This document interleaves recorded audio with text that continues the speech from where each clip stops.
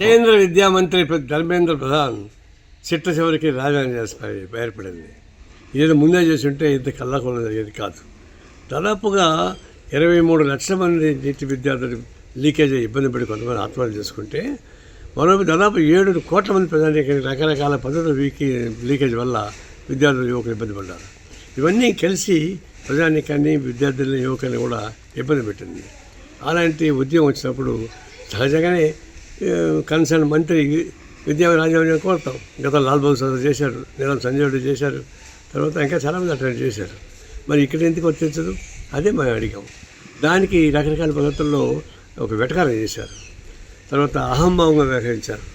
ఇది ప్రధాని అహంభావానికి, chief justice వెటకారానికి తగిన గుణపాఠం చెప్పి కోరుతా ఉన్నాం. ఈ ఉద్యమించిపోయింది. విద్యార్థులు, యువకులు, ప్రజలు కూడా తిరగబడ్డారు. చివరికి కొంతమంది క్షతగాత్రులు అయ్యారు. ఇప్పటికీ పార్లమెంట్ కూడా మొత్తం చేసే పరిస్థితి వచ్చినప్పుడు వెనక్కి తగ్గాల్సి వచ్చింది.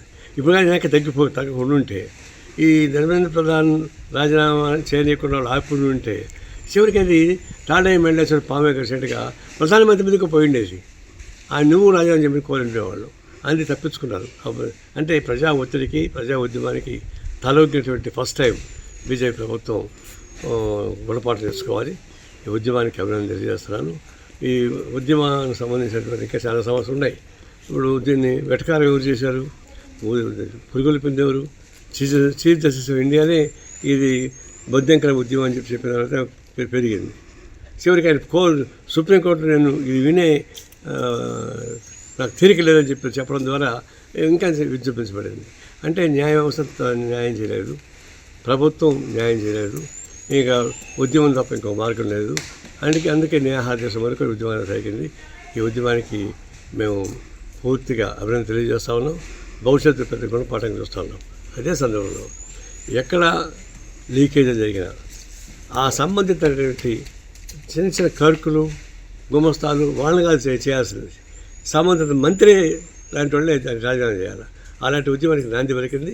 భవిష్యత్తులో ఎప్పుడు ఏం జరిగినా కూడా అలాంటి ఉద్యమ నాయకుడికి సమాధానం చెప్పే పద్ధతుల్లో అధిక మంత్రులు కూడా తగిన పద్ధతి ప్రవర్తించాలని ఒక హెచ్చరిక మేము చూస్తూ ఉన్నాం. ఎవరు తప్పు చేసినా మరి బాధ్యత వహించాల్సిందే. నా లొకేషన్ అయినా సరే, ఇంకెవరైనా సరే, అది ఒకటి ఎగ్జామ్షన్ కాదు.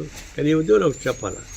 దేశం మొత్తం మీదగా అటు ఉడికిపోతామంటే ఇక్కడ మోడీని సమర్థిస్తూ అటు చంద్రబాబు నాయుడు, ఇటు పవన్ కళ్యాణ్ ఇద్దరు కూడా ఆయన సమర్థించారు. ఈ మన చరిత్ర ఘోరం ఇది. అలాంటి ఘోరమైన పనులు ఇటు పవన్ కళ్యాణ్, చంద్రబాబు నాయుడు చేశారు. భవిష్యత్తు అట్లాంటి ఉండదు. మీరేమి మోడీకి బానిసలా? మోడీ ట్రంప్కు బానిస, కానీ మీరు మోడీకి బానిసలా? మీరు ఎన్నుకోమంటాడు కదా.